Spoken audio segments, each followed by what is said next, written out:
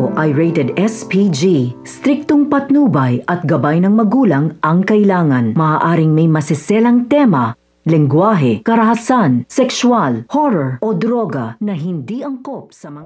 Napagtanto na ni Tera na oras na upang tuparin ang kasunduan nila ni Perena, ang sabay na pagbabalik sa Encantadia.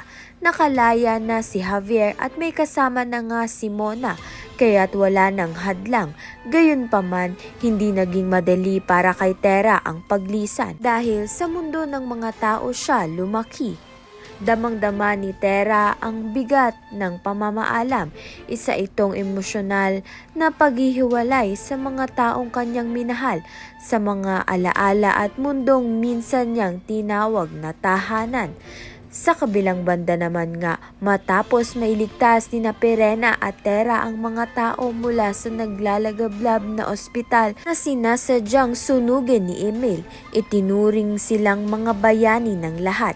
Hindi maikakaila ang paghanga ng mga tao sa kanilang tapang at kakaibang kapangyarihan.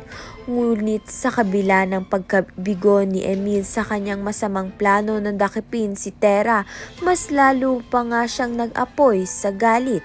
At dahil dito siya na nga mismo ang gagawa ng paraan upang ang madakip na ng tuluyan itong si Tera. Kaya naman nga't yan at iba pa ang dapat nating pakaabangan. Maraming salamat sa iyong panonood.